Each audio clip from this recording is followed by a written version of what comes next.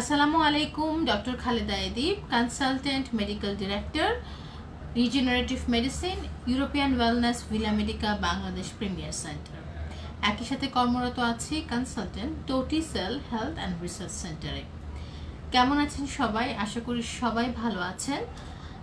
সবাইকে আমার আজকের লাইভে অনেক অনেক স্বাগত। আজকে আমরা 2-1 মিনিট সময় নিয়ে তারপর লাইভটি শুরু করব। আমি জানি আজকে সানডে এবং যেহেতু সপ্তাহের প্রথম একটি দিন, সো এই দিনে এবং রাস্তায় প্রচণ্ড ট্রাফিকও আছে, সো অনেকেই হয়তো বা জয়েন করতে পারবেন না, বাট যারা জয়েন করছেন না তাদের জন্য লাইভটা পেজে থেকে যাবে, পরবর্তীতে প্লে করলেই দেখতে পারবেন। আজকের লাইভের টপিক নিয়ে একটু কথা বলি। আজকের টপিক হচ্ছে কোয়েশ্চেন আনসার সেশনস। সো যারা যারা এই মুহূর্তে লাইভ দেখছেন সবাইকে আমন্ত্রণ, আমাকে কোনো হেলথ রিলেটেড যদি কারো কোনো প্রবলেম থাকে প্রশ্ন করতে পারেন, আমি আনসার দেওয়ার চেষ্টা করব। আজকের লাইভটি একই সাথে ব্রডকাস্ট হচ্ছে EW Villa Medica Bangladesh premier সেন্টারের পেজ থেকে, ফেসবুক পেজ থেকে এবং আমার fan page doctor Khaleda Edib থেকে। আশা করি সবাই লাইভটি যতটুকু যারা জয়েন করছেন তারা তাদের যে কোনো হেলথ ইস্যু নিয়ে আমাকে প্রশ্ন করতে পারেন, আমি আনসার দেওয়ার চেষ্টা করব। সো অনেকেই জয়েন করেছেন অলরেডি। অনেকে জিজ্ঞেস করছেন কেমন আছেন। আসসালামু আলাইকুম, আলহামদুলিল্লাহ ভালো আছি। From Singapore Abul Kalam Azad, thank you very much. সবসময় আমার লাইভে, বিশেষ করে আমার ফ্যান পেজ থেকে যখন আমি লাইভ করি, প্রচুর প্রবাসী বাংলাদেশিরা জয়েন করেন, দেখেন, এবং শুধু তাই না, ওখান থেকে বসে তারা আমাদের হোয়াটসঅ্যাপ নাম্বারে আমার সাথে কনসাল্ট করেন, আমার ট্রিটমেন্ট নিচ্ছেন, এবং যারা দেশে আসছেন ছুটিতে তারা ইডব্লিউ ভিলা মেডিকায় এসে বিভিন্ন ধরনের চিকিৎসার আওতায় আছেন। সো অনেক ধন্যবাদ প্রবাসী বাংলাদেশিদের, আমাদের যারা বিদেশে থেকেও বাংলাদেশের এই স্ট্যান্ডার্ড ট্রিটমেন্টের উপর ভরসা রেখে চিকিৎসা করছেন এবং ইনশাল্লাহ ভালো আছেন। সো আজকে বেসিক্যালি কি নিয়ে আলোচনা করব, তো কোয়েশ্চেন আনসার সেশন তো আছে, যার যে কোনো হেলথ রিলেটেড প্রবলেম নিয়ে প্রশ্ন করলে আমি আনসার করছি, কিন্তু আমার নিজস্ব কিছু ইনফরমেশন দেওয়ার আছে যেটা ইনভেরিয়েবলি প্রি লাইফ পোস্টেও আমি পেয়েছি। অনেকেই প্রশ্ন করেন এবং অনেকের বিভিন্ন পোস্টে আমি বিভিন্ন প্রশ্ন দেখি, তো সেই প্রশ্নগুলো আমি উত্তর দিতে থাকি। বাই দিস টাইম আপনাদের প্রশ্নগুলো আনসার দিব। সো অফকোর্স যে প্রশ্নটা প্রথমে আমার সমস্ত প্রি লাইফ পোস্ট অথবা যে কোনো পোস্টে আসে যে ইডব্লিউ ভিলা মেডিকা আসলে কি ধরনের ক্রনিক ডিজিজ নিয়ে ট্রিটমেন্ট করছে, অথবা আমি এখানে কি ডিজিজ নিয়ে ডিল করছি। খুবই কমন একটি প্রশ্ন যেটা আমরা প্রি লাইভেও পেয়েছি। সো এই প্রশ্ন উত্তরটা খুবই সহজ, যে আমরা যে কোনো জটিল দীর্ঘস্থায়ী রোগের চিকিৎসা করার চেষ্টা করি বা চিকিৎসা করি।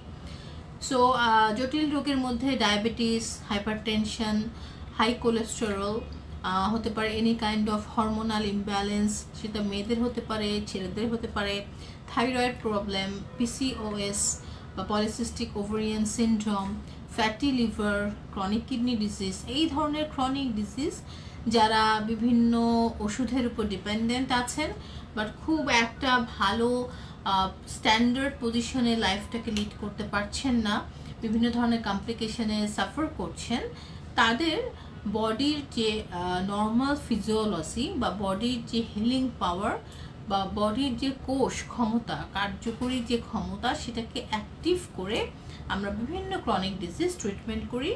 Natural treatment, no side effects. So আশা করি আমি বুঝাতে পেরেছি। সো আমি অলরেডি অনেকগুলো প্রশ্ন পেয়েছি, একটু প্রশ্ন নিয়ে নেই। ইমন খান প্রশ্ন করেছেন দ্রুত বীর্যপাতের সমাধান বিষয়ে জানতে চাই। সো এটা খুবই ভালো একটা প্রশ্ন। ক্রনিক ডিজিজের মধ্যে সেক্সুয়াল ডিসফাংশন অথবা ইরেকটাইল ডিসফাংশন অথবা আপনার যে সমস্যা প্রিম্যাচিউর রিসার্কুলেশন, অথবা আপনার এই সমস্যা নাও হতে পারে, অন্য কারো প্রবলেমের জন্য আপনি জিজ্ঞেস করতে পারেন, এগুলোর জন্য আমরা এখানে ট্রিটমেন্ট করছি। প্রতিনিয়ত প্রচুর রোগী আসেন আসলে সেক্সুয়াল প্রবলেম নেই, ছেলে মেয়ে সবাই। তো তাদের জন্য আসলে সবাই দেখা যায় যারা আসেন তারা আগে থেকেই বিভিন্ন ট্রিটমেন্ট নিয়ে আসেন এবং খুব একটা কার্যকরী হয় না এবং একটা পর্যায়ে নিরাশ হয়ে আসেন। তো তাদেরকেও আমরা ইনশাল্লাহ অনেক চিকিৎসা দিয়ে এবং যেটা ন্যাচারাল চিকিৎসা তার মাধ্যমে একটা হ্যাপি এন্ডিং দিতে পেরেছি। So premature recirculation is one of them. এটা সাধারণত বয়সের সাথে সাথে বডিতে যদি ব্লাড ফ্লো হ্যাম্পার হয় তখন এই ধরনের প্রবলেম হতে পারে। আবার অনেকের দেখা যায় যে ইরেকশন টাইমটা খুব কম থাকে, সেখানে পিনাসের যে মাসলসগুলো আছে খুব একটা স্ট্রং হয় না, সেই ক্ষেত্রে প্রবলেমগুলো হতে পারে। এবং সেই ক্ষেত্রে অবশ্যই খুব ভালো চিকিৎসা ব্যবস্থা আমরা এখানে করছি, সেটা হচ্ছে পিশট, যেটা ব্লাড ফ্লো ইমপ্রুভ করবে এবং মাসলসগুলোকে স্ট্রং করার জন্য শক ওয়েভ, তার সাথে কিছু সাপ্লিমেন্ট খুবই উপকারী।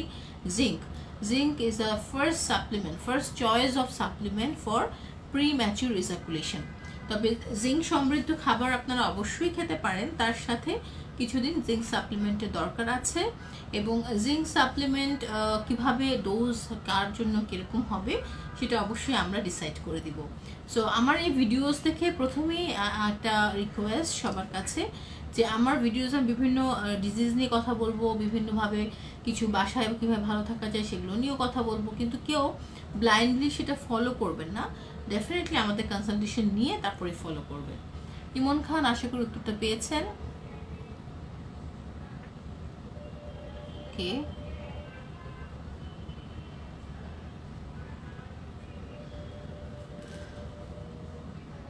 আচ্ছা, রাসেল প্রশ্ন করছে, ম্যাডাম ড্রাগ রেজিস্ট্যান্স টিবি, যেটাকে এর কি কোনো ট্রিটমেন্ট আছে কিনা, ন্যাচারাল ট্রিটমেন্ট থাকলে শেয়ার করুন প্লিজ।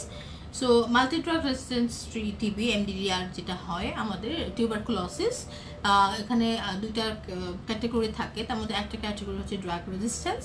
সো টিউবারকুলোসিসের জন্য যদি কারো হয়ে থাকে, it's a bacteria, so definitely এটার জন্য যেই মেডিসিন আছে আমাদের কনভেনশনাল মেডিসিন, ওটাকে ইউজ করতে হবে। এটাতে কোনো রকমের কোনো ভ্রান্ত ধারণা থাকা উচিত না, এক্ষেত্রে ওই মেডিসিন ইউজ করতে হবে। তার সাথে হোয়াট উই ক্যান অ্যাড, যেটা আপনাকে ভবিষ্যতে আবার রিকারেন্সি অফ টিবি, মানে টিবি সাধারণত অনেক সময় রিকারেন্টলি হয়, বারবার হয়, সেটা প্রিভেন্ট করবে। এবং টিবির মেডিসিনগুলো নেওয়ার সময় বা টিবির জার্ম সব বডি থেকে না যাওয়া পর্যন্ত বডিতে অনেক ধরনের উপসর্গ থাকে, তার মধ্যে সবচেয়ে ইম্পর্টেন্ট সেটা হচ্ছে ইমিউন সিস্টেমটা খুব খারাপ থাকে। দেখা যায় বিভিন্ন ধরনের আদার, যেটাকে আমরা বলি অপরচুনিস্টিক ইনফেকশন, বিভিন্ন ধরনের ভাইরাস ব্যাকটেরিয়াল ইনফেকশন বডিতে অনেক বেড়েছে। এবং টিউবারকুলোসিসে তো এখন আর কেউভাবে মারা যান না, কিন্তু তার কমপ্লিকেশনসে অনেকেই অনেক খারাপ অবস্থায় চলে যান। সেক্ষেত্রে ওজোন ট্রিটমেন্ট ডেফিনেটলি আমাদের এখানে আছে, খুবই ভালো একটা ডিভাইস, জার্মানি ডিভাইস, এবং এবং ozone treatment is very good for, আমি বলবো যে টিউবারকুলোসিস কেন, যে কোনো ইমিউন সিস্টেম বুস্ট করার জন্য, সেক্ষেত্রে ওজোন ট্রিটমেন্টটা আপনাকে ন্যাচারাল ট্রিটমেন্ট হিসেবে খুবই সাহায্য করবে। ওকে, হাবিব রহমান প্রশ্ন করেছেন, আসসালামু আলাইকুম ম্যাডাম, ইডি এবং পিএর চিকিৎসা, পিশট এবং শকওয়েভ দুটার কাজ কি একই কিনা, এই ক্ষেত্রে কোনটা প্রযোজ্য, আর এগুলোর খরচ সম্পর্কে ধারণা দিবেন। Thank you very much Habib সাহেব। সো নো, দুটার কার্যকারিতা এক না। যাদের ইরেকটাইল ডিসফাংশন থাকে তাদের দেখা যায় যে ব্লাড ফ্লোটা ভালো থাকে না, আবার একই সাথে তাদের মাসেল স্ট্রাকচারটা ভালো থাকে না। সো ইরেকটাইল ডিসফাংশন যাদের থাকে তাদের ক্ষেত্রে আমরা বোথ ট্রিটমেন্ট সাজেস্ট করি, একটা হচ্ছে পিশট আর একটা for muscle improvement shockwave. But যাদের শুধু প্রিম্যাচিউর ইজাকুলেশন থাকে, ইরেকশনের কোনো প্রবলেম নেই, তাদের ক্ষেত্রে আসলে আমরা শুধু পিশটটা ইউজ করি। সো দুটো আসলে এক জিনিস না, একদমই দুটো আলাদা জিনিস। সো সেই ক্ষেত্রে ডক্টর ডিসাইড করবে যে কোনটা কার জন্য প্রয়োজন। তবে আমরা যে রোগীগুলো পাই, ম্যাক্সিমাম 95% পেশেন্টস কিন্তু combination of ED and PME, কারণ ইরেকশন প্রবলেম যাদের হয় তাদেরই দ্রুত বীর্যপাত হয়। হ্যাঁ, কারণ যাদের ইরেকশনটা, অনেকের আছে যে ইরেকশন একদমই হচ্ছে না, দ্যাট ইজ ডিফারেন্ট কেস। আর ম্যাক্সিমাম যে প্রবলেমটা হয় যে ইরেকশন হচ্ছে কিন্তু খুব কম টাইম থাকছে, দ্রুত বীর্যপাত হয়ে যাচ্ছে। সো এখানে combination of erectile problem and ejaculation problem. So of course দুইটার ট্রিটমেন্ট একসাথে করতে হবে, যে কোনো একটা করলে আরেকটা ইমপ্রুভ হবে না। So it's connected, but doctor will decide যে কোনটা আপনার জন্য প্রযোজ্য। খরচ সম্পর্কে আমাদের সেলস টিম আছেন, তারা আপনাদেরকে বলে দিবেন। আমরা ডক্টর আসলে খরচ সম্পর্কে খুব একটা নলেজ রাখি না, বিভিন্ন পলিসি আছে এই ক্ষেত্রে। সেক্ষেত্রে আমার মনে হয় আপনি আমাদের হেল্প ডেস্ক নাম্বারে ফোন করলে তারা আপনাকে হেল্প করতে পারবে। Thank you. হোসেন রানা, দ্রুত বীর্যপাতের কি সমাধান আছে কিনা? অবশ্যই আছে। কাইন্ডলি আমার লাইফটি একটু পুরো দেখবেন, আগে যে পার্টটা মিস হয়ে গেছে একটু দেখে নিন রিওয়াইন্ড করে। সো আমি অলরেডি বলেছি আমরা এখানে দ্রুত বীর্যপাতে চিকিৎসা করছি। সো এখন এটা খুব একটা অস্বাভাবিক কোনো বিষয় না। প্রচুর রোগী আছে, বিভিন্ন এইজের রোগী আছে, বিভিন্ন এইজ গ্যাপে এই প্রবলেমগুলো হয়, একদম স্টার্টিং ফ্রম 21 or 22 ইয়ার্স থেকে 60-70 ইয়ার্সের পেশেন্টসরা আমাদের কাছে আসছেন। সো ইরেকটাইল ডিসফাংশন এখন শুধু সেক্সুয়াল পারফরমেন্স ভালো করার জন্য ট্রিট করা দরকার আছে তাই না, আপনার সেক্সুয়াল পারফরমেন্স ভালো থাকলে আপনার বডিতে হরমোনাল ব্যালেন্স খুব ভালো থাকে, সেই ক্ষেত্রে আপনি বিভিন্ন ক্রনিক ডিজিজ থেকে নিজেকে মুক্ত রাখতে পারেন বা প্রিভেন্ট করতে পারেন। সো এটা খুব ইম্পর্টেন্ট একটা treatment. Thank you.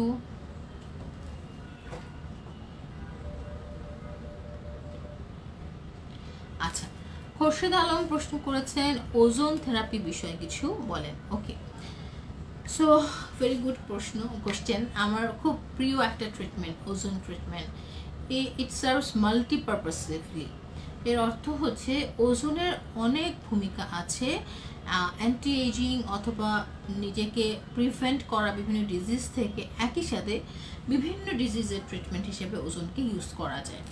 So ozone is something, আগে ওজোন থেরাপি অথবা ওজোন ট্রিটমেন্ট, আমি প্রেফার করি ওজোন ট্রিটমেন্ট কথাটা বলা। It's not a therapy, it's a treatment because it's a scientific treatment. So therapy না বলে আমরা এটাকে ওজোন ট্রিটমেন্টই বলি। এটা আসলে কিভাবে করা হয়? ইট টেক্স অনলি 20 মিনিটস, 20 থেকে 25 মিনিট সময় লাগে।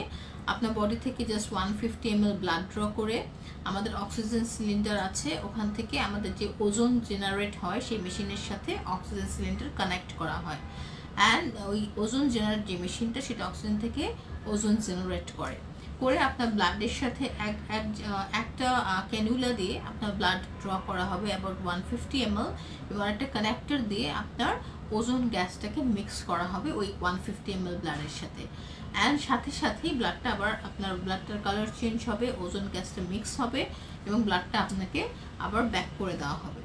So this is a very flawless process. এখানে কোনো কন্টামিনেশনের কোনো চান্স নেই, বিকজ পুরাটাই অটোমেটেড একটা প্রসেস। শুধু আমাদের নার্সরা যে মেশিন অপারেশন এবং ক্যানুলা করাটা এটা তাদের skill hand, otherwise everything will be done by a machine. So it's a very smooth process. And আসুন আমি যেটা আপনার প্রশ্ন যে কিছু বলেন, সো অনেক কিছু বলার আছে যে ওজনের বেনিফিটস কি। It has lots of benefits. আমার এই পেজে ওজনের উপরই শুধু একটা ভিডিও এবং বোধহয় লাইভ আছে। সো নাম্বার 1 আমি খুব শর্ট করে বলি। Number 1, it helps to boost your immune system. How, কিভাবে? বিকজ আমরা জানি প্রত্যেকটা সেল এবং কোষ আমাদের বডিতে যেগুলো আছে ব্লাড সেলস, তাদের প্রত্যেকের অক্সিডেশন প্রসেস হয়, মানে প্রত্যেকটা কোষ কিন্তু শ্বাস নেয় শ্বাস ছাড়ে। সো অক্সিডেশন প্রসেস আছে। সো ওজোন সেই কোষের অক্সিডেশন প্রসেসটাকে স্টিমুলেট করে। গামা ইন্টারফেরন নামে একটি ইন্ডিকেটর, অথবা এটাকে আমি বলবো আপনাদের বোঝানোর সুবিধার জন্য এমন একটা কেমিক্যাল বডিতে যেটা আপনার ইমিউন সিস্টেমকে বুস্ট করতে হেল্প করে, ওইটা ইনক্রিজ করে। টি লিম্ফোসাইট, বি লিম্ফোসাইটের এনহ্যান্সমেন্ট করে। আপনার ব্লাডে যে কোনো ভাইরাস ব্যাকটেরিয়া যেগুলো not acceptable for your body, যেগুলো বডির জন্য ফরেন বডি, সেগুলোকে কিল করে। আপনার যদি ক্রনিক কোনো অ্যালার্জি থাকে ডিউ টু হাইপার সেন্সিটিভিটি, সেটাকে নর্মাল করে দেয়, সো নর্মোসেন্সিটিভ করে দেয়। অ্যান্ড যাদের ঘুমের সমস্যা আছে তাদের ঘুমটাকে ভালো করে। যাদের ব্লাডে প্রচুর টক্সিন ম্যাটেরিয়াল থাকে, এটা আমরা আমাদের লাইভ ব্লাড অ্যানালাইসিসের মাধ্যমে দেখতে পারি। সো সেই টক্সিনগুলোকে ডিটক্স করে, যেটাকে আমরা বলি ব্লাড পিউরিফিকেশন। যাদের স্ট্রোক হয়েছে অথবা পোস্ট স্ট্রোক অথবা স্ট্রোকের জন্য যারা বিভিন্ন প্রবলেমে ভুগছেন, লাইক ব্লাড সার্কুলেশন ভালো না বডিতে, অথবা যাদের ইসকেমিক হার্ট ডিজিজ আছে, যাদের blood circulation is not good, তাদের ব্লাড সার্কুলেশন ইমপ্রুভ করে, মাইক্রো সার্কুলেশন ছোটো সার্কুলেশন ইমপ্রুভ করে। অ্যান্ড যাদের আইবিএস আছে তাদেরকে ডিটক্স করতে হেল্প করে। অ্যান্ড অফকোর্স ওজোন ট্রিটমেন্টে আপনার যদি কারোর জয়েন্ট পেইন থাকে, লাইক অটো ইমিউন ডিজিজ যেগুলো আছে, rheumatic arthritis, SLE, systemic lupus erythematosus, এগুলোর জন্য ওজোন খুব ভালো কাজ করে। Because auto immune disease is related to immune system, so ozone যেহেতু ইমিউন সিস্টেমকে ব্যালেন্স করছে, ডেফিনেটলি অনেক ডিজিজে ওজনের খুব ভালো ভূমিকা আছে। আমাদের সেন্টারে সবচেয়ে বেশি যদি ট্রিটমেন্ট হয়ে থাকে সেটা হচ্ছে ozone treatment. So it's the most popular treatment because patients are getting benefits from this. So অনেক কিছু বলে ফেললাম, বাকি ইনফরমেশন আরও ডিটেলসে আমার এই পেজে লাইভ আছে, ভিডিও আছে ওজনের উপর, একটু স্ক্রল করে দেখে নেবেন। Thank you Khorshed Alam. Alhad Sajid hernia cosmetic surgery করেন কিনা? সরি, আমাদের এটা একটা প্রিভেন্টিভ হেলথ কেয়ার সেন্টার, যেখানে আমরা শুধুমাত্র ক্রনিক ডিজিজগুলো নিয়ে কাজ করি, এখানে কোনো সার্জিক্যাল অপশন নেই। সো এই ক্ষেত্রে আপনাকে একটু কষ্ট করে একজন কসমেটিক সার্জনের সাথে কন্ট্যাক্ট করতে হবে। Thank you. আমার নাম্বার দেওয়া যাবে কিনা, হোয়াটসঅ্যাপ নাম্বার আর এনি কাইন্ড অফ নাম্বার? আসলে ডক্টররা সারাদিন রোগী দেখার পরে যখন বাসায় যান খুব ব্যস্ত থাকেন, সো নাম্বার দিলেও দেখা যায় ফোন ধরা হয় না, খুব আর্জেন্ট না হলে। সেক্ষেত্রে খুব ভালো হয় যদি কেউ আমার সাথে কন্ট্যাক্ট করতে চান, আমার পেজ মডারেটর এখানে নাম্বার দিয়ে দিয়েছে কিভাবে আমার সাথে কনসাল্ট করতে হবে, সেই নাম্বারে কল করে অ্যাপয়েন্টমেন্ট নিয়ে চলে আসবেন। Thank you.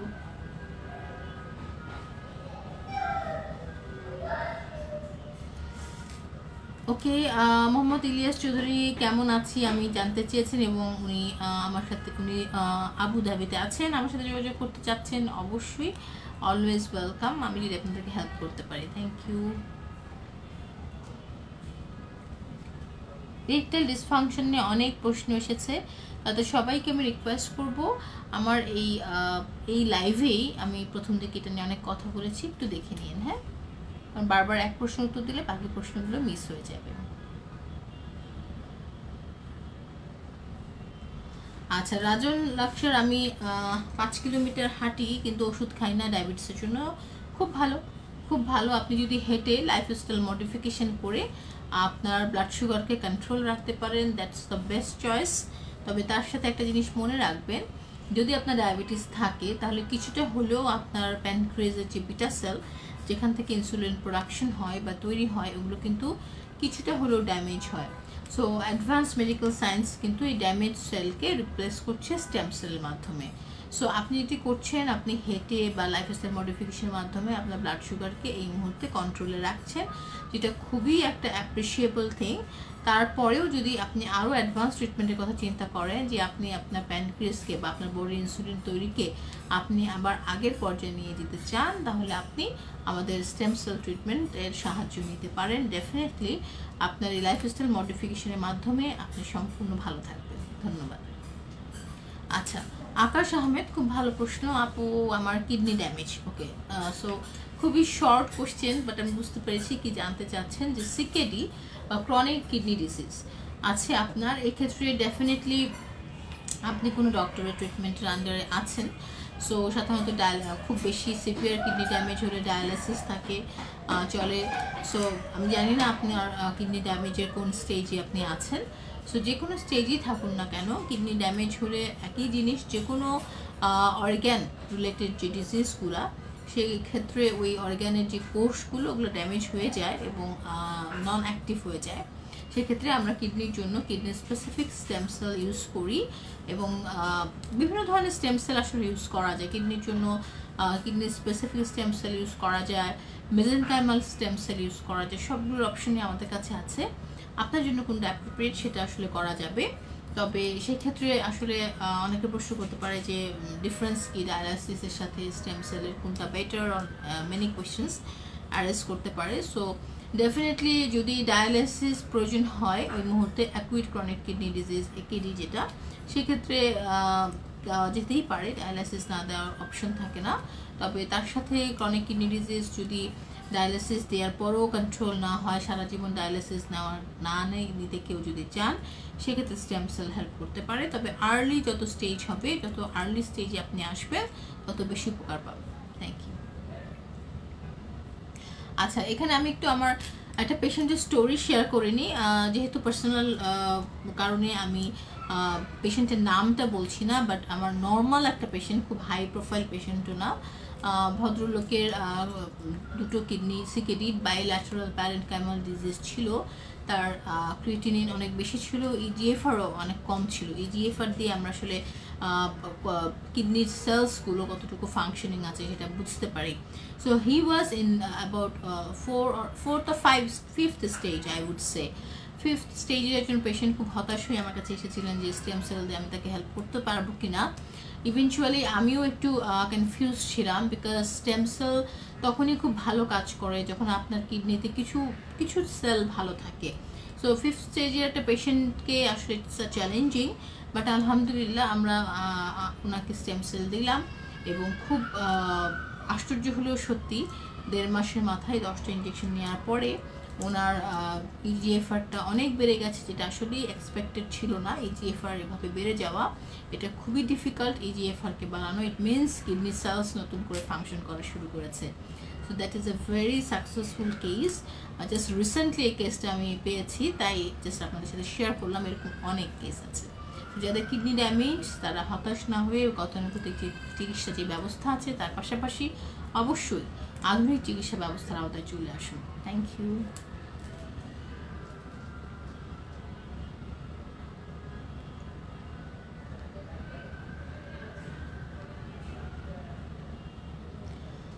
ওকে,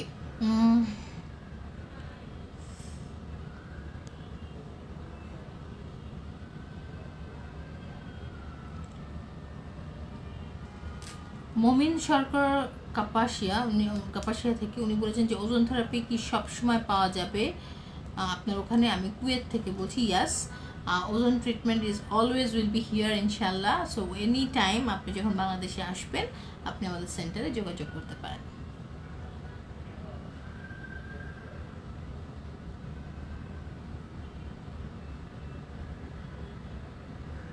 একটা প্রশ্ন ছিল, প্রশ্নটা আমার জাস্ট চোখে পড়লো কিন্তু মিস করে ফেললাম। তারপর আমি যে প্রশ্নটা করেছি তাকে উদ্দেশ্য করেই বলছি। যে উনি প্রশ্নটা করেছেন, আসলে সবাই ছেলেদের সেক্সুয়াল ডিসফাংশন নিয়ে অনেক প্রশ্ন করেন। সো ফিমেল সেক্সুয়াল প্রবলেম নিয়ে কেউ প্রশ্ন করেন না। একজন ভদ্রলোক প্রশ্ন করেছেন তার ওয়াইফের একটু সেক্সুয়াল ইস্যুস আছে। আমি প্রশ্নটা যদি মিস করে গেছি, বাট আমার okay, I got it. Mamun Ahmed প্রশ্ন করতে চাচ্ছিলেন যে ওনার ওয়াইফের ডিজায়ারটা কম থাকে, সেক্ষেত্রে কী করা উচিত? অফকোর্স আসলে ফিমেল সেক্সুয়াল ডিসফাংশন কিন্তু বাংলাদেশে প্রচুর আছে। হ্যাঁ, অনেক সময় আমরা এটাকে বলি female orgasmic disorder. So female orgasmic disorder it's also a disease. যেরকম ছেলেদের ইডি, পিএমই এই ধরনের একটা ডিজিজ, এটা ট্রিটমেন্ট করা উচিত। সো ফিমেলদের যদি অর্গাজমিক ডিসঅর্ডার থাকে সেক্ষেত্রে তাদের অবশ্যই ট্রিটমেন্ট করা উচিত। সো একটা আমাদের প্রত্যেকটা মানুষের কিন্তু একটা সেক্স সাইকেল থাকে, রাইট? সো প্রত্যেকটা সেক্স সাইকেলের মধ্যে একটা যেরকম থাকে লাইক একদম প্রথম যেটা থাকে, যেটা চারটা স্টেপস থাকে এই সাইকেলটাতে। First step is like desire, প্রথম স্টেপটাই হচ্ছে ইচ্ছা। সেকেন্ড স্টেজ হচ্ছে আপনার যখন আপনি অ্যাক্টিভ হলেন, সো ডিজায়ারটা। থার্ড স্টেজে যখন আপনি জিনিসটাকে অ্যাচিভ করার ট্রাই করছেন, অ্যান্ড ফোর্থ স্টেজে ইউ অ্যাচিভড ইট। সো এটা আমি জাস্ট নর্মাল ভাষায় বললাম, এগুলোর কিছু মেডিকেল টার্ম আছে সেগুলো আমি ইউজ করলাম না আপনাদের বোঝানোর জন্য। এই সাইকেলটার ম্যাক্সিমাম মেয়েদের প্রথম সাইকেলটাতে প্রবলেম থাকে, যে ডিজায়ারটাই নেই। সো এই ক্ষেত্রে আসলে পুরুষ পার্টনার অথবা হাজব্যান্ডের খুবই প্রবলেম হয়। সো ইট শুড বি, এবং ইভেন মেয়েদেরও অনেক ধরনের হরমোনাল ইমব্যালেন্স হয় বডিতে, এবং অনেক ধরনের সিমটমস দেখা দেয়। সো এই ক্ষেত্রে অবশ্যই যাদের এরকম মনে হবে যে পার্টনারের চাহিদাটা কম, ডক্টরের আমাদের পরামর্শ নিতে পারেন। আমরা একটু হরমোনসগুলো দেখে নিব, এবং এটার খুব ভালো ট্রিটমেন্ট আছে। পিশটের মতো ওষুধ করা যেতে পারে। এছাড়া বিভিন্ন ধরনের সাপ্লিমেন্টস আছে যেগুলো আপনাকে হরমোনাল ব্যালেন্স করবে এবং ডিজায়ারটাকে বাড়াবে খুব সহজেই। কিন্তু আপনার যে দাম্পত্য জীবনটা আপনারা হ্যাপি করতে পারেন। বাট জাস্ট কীভাবে বলবো, কি বলবো, এটা চিন্তা করে সবাই না বসে থাকে, এবং তখন একটা লাইক হাজব্যান্ড ওয়াইফের মধ্যে বা পার্টনারের মধ্যে একটা গ্যাপ চলে আসে। So it's a major cause of মানে সেপারেশন আর গ্যাপ। সো ওইটাতে আমরা না যাই, আমরা এই জিনিসগুলো খুব সহজেই সর্ট আউট করতে পারি এখন বাংলাদেশে। সো আমরা এগুলো ডিজিজ হিসাবে কাউন্ট করব এবং ট্রিটমেন্ট করবো এবং সুস্থ জীবনযাপন করবো। সো আপনার ওয়াইফের যদি কোনো ইস্যুস থাকে আপনি আমার সাথে কনসাল্ট করতে পারেন। ওকে, আমি লাইভের প্রায় শেষ পর্যায়ে একটু প্রশ্ন নিয়ে নিই। আর এই উজ্জ্বল ম্যাডাম, আমার গ্যাসের সমস্যার কারণে কিছুই খেতে পারি না, খুব কষ্টে আছি। দেওয়ানগঞ্জ জামালপুর থেকে হচ্ছে অ্যাসিডিটি অথবা গ্যাস্ট্রিকের প্রবলেম বা gastritis, what ever it is, আপনারা যেভাবে বুঝতে পারেন, খুবই কমন ভাইয়া। শতকরা 70% মানুষ আমি দেখেছি তাদের দৈনন্দিন জীবনে প্রতিদিন কম বেশি গ্যাস্ট্রিকের ওষুধ তাদের ভাষার মতে অথবা আমাদের মেডিকেল ভাষায় অ্যান্টাসিড জাতীয় মেডিসিন নিচ্ছেন। সো কেন নিচ্ছেন এটা আসলে যা বুঝতে হবে, যে আপনারা যে অ্যান্টাসিডটা নিচ্ছেন এটা আপনার পাকস্থলীর অ্যাসিডিক এনভায়রনমেন্টকে নষ্ট করছে। সো পরবর্তী যখন আপনি আবার খাচ্ছেন তখন আবার আপনার ইনডাইজেশন হচ্ছে, আপনি আবার ওষুধ নিচ্ছেন। সো ইটস আ সাইকেল হয়ে গেছে। সো এই সাইকেলটাকে আমাদের ব্রেক করতে হবে। অ্যাসিডিটির কোনো প্রবলেম থাকলে কেন হচ্ছে সেটা কারণ বের করতে হবে, কোন খাবার থেকে আপনার অ্যাসিডিটি হচ্ছে সেই খাবারটাকে অ্যাভয়েড করতে হবে, আপনার হজম ক্ষমতাকে ইমপ্রুভ করতে হবে through natural treatment. Colon hydrotherapy can help here. Colon hydrotherapy is something যেটা আপনার কোলনের যে টক্সিনগুলো আছে সেগুলোকে বের করে দিয়ে আপনার স্টমাক, কোলন সব কিছুর যে নর্মাল এনজাইম, প্রোবায়োটিক্স বা ব্যাকটেরিয়া, গুড ব্যাকটেরিয়া যেগুলো, সেগুলোকে অ্যাক্টিভ করতে হেল্প করবে এবং আপনার অ্যাসিডিটির প্রবলেম চলে যাবে ইনশাল্লাহ। সো ডেফিনেটলি যদি কারো অ্যাসিডিটির প্রবলেম থাকে আমাদের সাথে কনসাল্ট করতে পারেন। Thank you.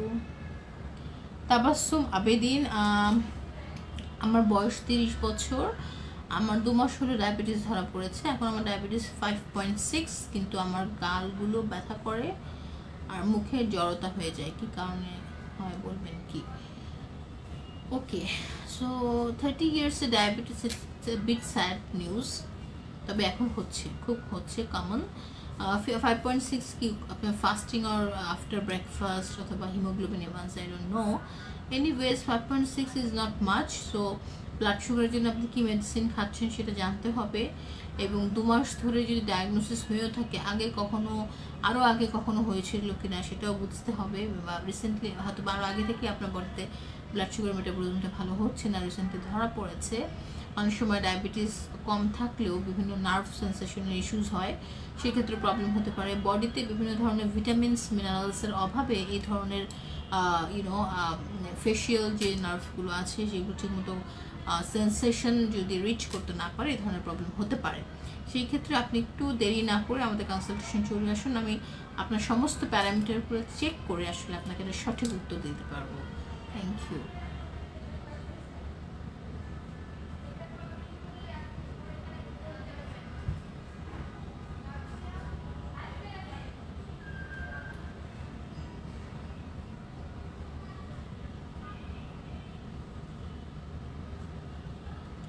আচ্ছা, আনোয়ার হোসেন, টেস্টোস্টেরন হরমোন কিভাবে বাড়ানো যায়, কি ওষুধ খেতে হবে? ওকে, প্লিজ হরমোন ডিরেক্টলি বাড়ানোর কথা কেউ আমাকে রিকোয়েস্ট করবেন না, I don't prefer that, because hormone বডিতে প্রোডাকশন হয়, রাইট, প্রত্যেকটা মানুষের। সো আপনার বডিতেও হবে। যদি আপনার কোনো কারণে টেস্টোস্টেরন কম থাকে, ডিরেক্টলি টেস্টোস্টেরন হরমোন দিয়ে আপনার এফেক্ট হয়তো বা খুব সামান্য হলেও সাইড ইফেক্ট অনেক বেশি হবে, বিকজ HRT বা হরমোন রিপ্লেসমেন্ট থেরাপির প্রচুর সাইড ইফেক্টস আছে। It's a major cause of heart diseases, obesity, and of course আস্তে আস্তে আপনার সেক্সুয়াল পারফরমেন্সকেও এটা অ্যাফেক্ট করে। সেই ক্ষেত্রে it's better to take something which help you to produce your testosterone. এর অর্থ হচ্ছে এমন কিছু আমরা প্রেসক্রাইব করি যেগুলো আসলে টেস্টোস্টেরন হরমোন প্রোডাকশন যেখান থেকে হয় সেইটাকে ইমপ্রুভ করা দরকার, সেই ধরনের জিনিস খাওয়া দরকার। তো সেটা ডিরেক্টলি ওষুধ না, these are natural supplements, and there are lots of supplements যেগুলো আপনার টেস্টোস্টেরন হরমোন না, যে কোনো হরমোনের ইস্যুস থাকলে ওইটার প্রোডাকশনে হেল্প করবে। প্রত্যেকটা হরমোনের একটা রুট থাকে, সেখান থেকে আসলে বিভিন্ন হরমোনে কনভার্ট হয়। যখন সেক্স হরমোনের দরকার হয় তখন সেক্স হরমোন কনভার্ট হয়, যখন থাইরয়েড হরমোনের দরকার হয় তখন থাইরয়েড হরমোনে কনভার্ট হয়। সো আমরা যে রুট হরমোন যেখান থেকে উৎপত্তি হচ্ছে ওই জায়গাটা ট্রিটমেন্ট করতে পারি, বা ওই সাপ্লিমেন্টসগুলো ইউজ করতে পারি, সেক্ষেত্রে আসলে খুব ভালো কাজ করে। ডিরেক্টলি HRT ট্রিটমেন্ট আমি ওভাবে সাজেস্ট করি না, এবং অ্যাডভান্স ট্রিটমেন্ট ওভাবে আসলে সাজেস্ট করে না। সো ডেফিনেটলি আপনার যদি টেস্টোস্টেরন কম থাকে আমার কনসালটেশন নিতে পারেন, আসতে হবে, করতে হবে, কনসালটেশন নিতে হবে। ডেফিনেটলি আমি আপনাকে হেল্প করব যেভাবে খুব জিরো সাইড এফেক্টে আপনার টেস্টোস্টেরন হরমোন বাড়ানোর জন্য। ধন্যবাদ।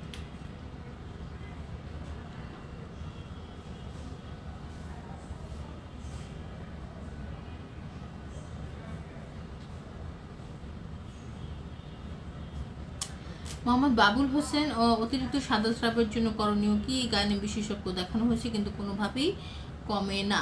সো আপনার ওয়াইফের কথা বলছেন নিশ্চয়ই, বা আপনার ফিমেল পার্টনারের কথা বলছেন। সাদা স্রাব অথবা হোয়াইটিশ ডিসচার্জ মেয়েদের খুব কমন একটা সমস্যা আজকাল দেখছি আমরা। আমি একটু আগে বলছিলাম যে অর্গাজম ডিসঅর্ডার যদি কারো থাকে সেক্ষেত্রে কিন্তু এই ধরনের সাদা স্রাব হয়। এইটি ছাড়াও বিভিন্ন ধরনের ভাইরাল ইনফেকশন লাইক ক্যান্ডিডিয়াসিস এসব কারণে হতে পারে। সো অনেক সময় মেয়েরা টয়লেট করার পরে অথবা ইউরিন পাস করার পরে যদি জায়গাটা শুকনো না রাখে, ভেজা রাখেন, অথবা ওই জায়গাটা খুব ভালোভাবে পরিষ্কার না করা হয়, সেই ক্ষেত্রে এই ডিজিজগুলো ডেভেলপ করতে পারে। এতে অনেক দুর্বলতা ফিল হতে পারে। সো এটার জন্য অবশ্যই যদি কোনো যেই অনেক সময় কোনো ব্যাকটেরিয়ার ক্ষেত্রেও হয়, অনেক সময় আমরা বলি যে অ্যানারোবিক ব্যাকটেরিয়া গ্রো করে, ওই জায়গাটা যেহেতু ভেজা স্যাঁতসেঁতে থাকে সেই জায়গাটায় অ্যানারোবিক ব্যাকটেরিয়া গ্রো করার প্রবণতা অনেক বেশি। সেই ক্ষেত্রে ব্যাকটেরিয়া থাকলে ডেফিনেটলি অ্যান্টিব্যাকটেরিয়াল কোনো অ্যান্টিবায়োটিক লাগবে। আমরা কিছুদিনের জন্য মেট্রোনিডাজোল সাবস্ক্রাইব করি।